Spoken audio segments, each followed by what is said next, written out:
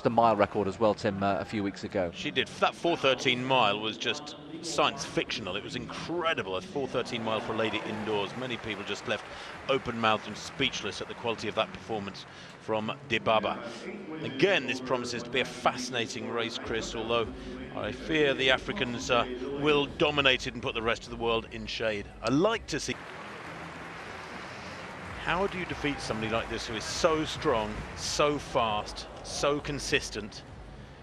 And indeed, to their credit, you have to say that the Ethiopians are consistent, aren't they, Chris? It's very, very rarely you get a bad performance from an Ethiopian in the middle or long distances. They had a disaster in the Olympic marathon in the men's race. None of them finished, but at middle distances, they rule supreme. Well, we've already had one gold medal in the 3000 from Kajelcha from Ethiopia. Can Dibaba or Dafar make it an Ethiopian double?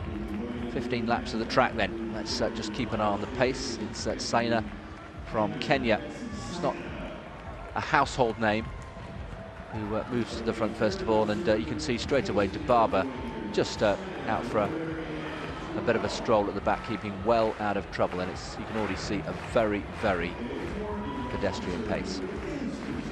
Yeah, Rogri there in third place, having a chopper stride. She's almost jogging, and everybody gets impatient with this. And the big question mark in the minds of probably 2/3 of this field is, what do I do? Do I just keep jogging like this and avoiding heels and elbows and getting thumped around, or do I go to the front and stride out freely? Well, Steph Twell hits the front, and Kudzilic there beside her, probably thinking, well, at least now I don't have to worry too much about what's going on behind. You watch the amount of traffic and bumping and barging that goes on through this next couple of laps for those in the pack.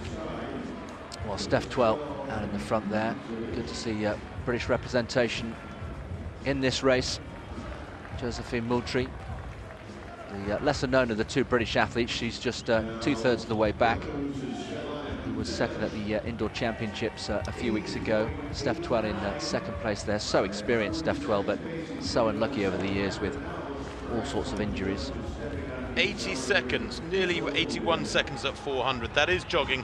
Well, for ladies like this, it's jogging. It's probably about marathon pace for Paula Radcliffe. She could do roughly 104 laps at this speed. Back in the day, anyway. Yeah, Sorry. back in the day, I was going to say. Maybe even still today. She's still in pretty good shape, isn't she, Paula? Meseret Defar then in the thick of that pack.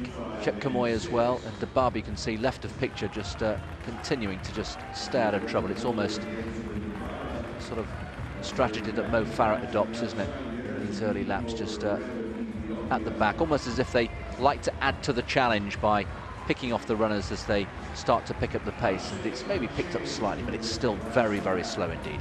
Well, it was almost 2 minutes at 3 laps. I mean, that's 80 seconds per lap. Outdoors, that would be 40 seconds per lap indoors. And at least now they're beginning to move a little bit more healthily, and many of them will be grateful for that. It's gradually whittling down to 2x2 format. Although running wide there towards the back is Chep Kamoy. Interesting that Dibaba describes the 1500 as her favourite event. It's very special, she says. That's where her heart is, but she's just so devastating over the two distances, indeed the 5000 as well. And as you asked at the top of the programme, what on earth do you do? What can you do to damage somebody with such extraordinary talent and who never has an off day, almost never? Well, she's right at the back of them alongside Jo Moultrie of Great Britain, who is personal best was just 8:58. New name for me, Moultrie. She's learning her trade here. Talk about being thrown in the deep end, the 25-year-old. And it'll be very interesting to see how she can cope with things here, Jo Moultrie. Just being here is the big achievement. The experience is worth its weight in gold for an up-and-coming middle distance runner. Kudzilic then from Belarus in second place, with Steph Twell just taking on duties there. And there we can see Genzebe Dibaba just in the blink of an eye going from last to second place and just tucking in behind Steph Twell. And Dafar responding, just coming up onto the shoulder of Saina in fourth place. And Dibaba hits the front. I think she's had enough. She's decided this is way too slow. 3:51 for the first kilometre. I mean, that for the first 1200, excuse me. That is just so slow, and now the race is on. And of course, I think Dibaba is thinking, this is just daft. We're jogging here for lap after lap. I might as well get out there and just run the legs off them, which I know I can do. Well, Steph 12 bravely is trying to respond and go with her, but she'll just keep winding it up Dibaba. This is certainly nowhere near full throttle. She'll just keep winding it up and doing more and more damage. And in the space of, what, one lap, 200 meters, you can see the field has stretched out extraordinarily, and she will just keep stretching and stretching and stretching. Interesting to watch Dibaba. She was glancing up the big screen to see if she could see what sort of damage she's doing behind her. She hardly needs to, really. Anyway, it's showing long jump, I think, at the moment. But that gap is widening and widening, and Defar is being held back to some degree by Steph 12 now. If Defar and Sina want to have even a sniff at staying with Dibaba through these middle stages, Chris, they've got to get round Steph 12. But the surge was so sudden for a couple of laps as Dibaba goes through there now with, what, 7 laps to run, that the field spread-eagled and powerless. Well, if we accept that Dibaba is going to go away again, we could be already less than halfway through looking at the battle for the minor medals. We haven't really mentioned Shannon Roby yet. She's starting to make her way through the field. Yeah, it's back in 6th place, Roby. I think she's probably thinking more about the silver medal than she is about anything else. You know, even Defar, I'm surprised, hasn't covered this surge. And I saw Defar come back with her first race in many months in Boston a few weeks ago, and she looked fantastic. I think she ran about 8:35 for 3,000. I'm really surprised she's allowed Dibaba to just go like this without any real significant challenge. And I mean, it's kind of ironic that it was Steph 12 who's been the one who tried to go with it. Well, the gap has actually narrowed a little bit now, whether that's because Dibaba has just eased off a bit or the others have just regrouped. But Shannon Roby now into 5th place, just trying to get back into that group. And Dibaba, who I thought would just keep going away and away, has been reeled in there, and all credit to Steph 12 for taking on those duties. The question there for Steph 12 is, how much is she paid for that? And already we're seeing Defar moving up into 2nd place with the Kenyan Sina also still there, and Shannon Roby there just sensibly making her way slowly but surely into that leading group.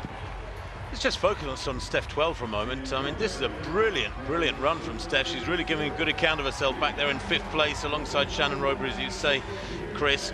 Dibaba controlling things, just holding that gap at about 15, 17 meters, goes through there. That time at 2 kilometers, 6:02. Well, I know she'll blast this next 3 or 4 laps and will obviously go a long way under 9 minutes, but I fear for the others. Look at the way she's striding out there now, Chris. Another acceleration. There's an element of fartlek to this. She seems to be surging and easing and surging and easing. Yeah, rope-a-dope stuff, isn't it, as they say in the business. But Dibaba again, another surge.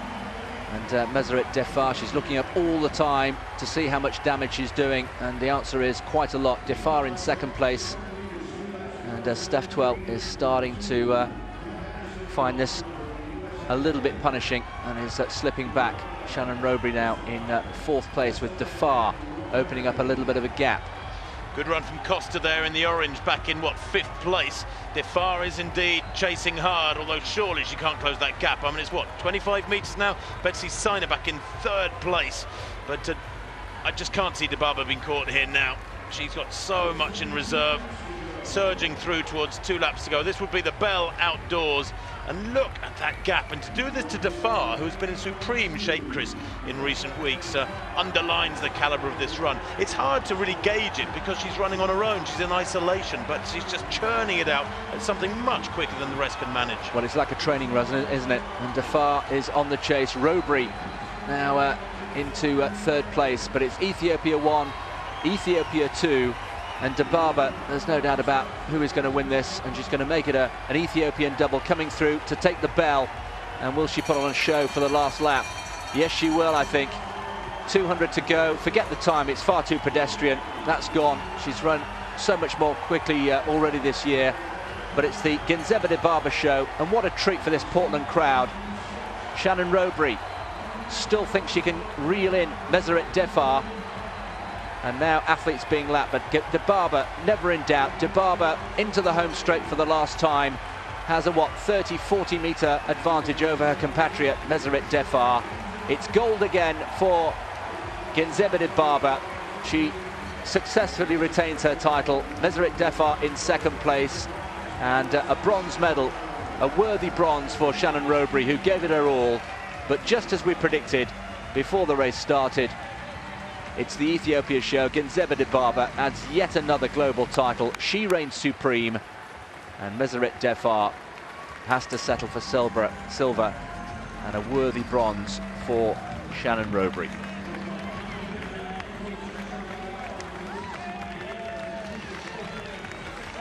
Well, what can you do about an athlete this superior? I was reading this morning about Yolanda Balas, Romanian high jumper back in the day, back in the 50s, who was totally dominant. She was jumping something like 10 or 15 centimeters higher again and again than anybody else in the world. She was basically way ahead of her time. And I just get the feeling that's the case with Genzebe Dibaba here. The performances she's churning out, that 4:13 mile a few weeks back in Stockholm, the way she's running, that world record last summer outdoors, 3:50 in Monaco for 1,500 meters. Nobody else is able to get close to it. She's running the legs off the best of them. Hassan won the 1,500 meters yesterday. She was destroyed by this athlete in Monaco last summer. Brilliant run, quite supreme.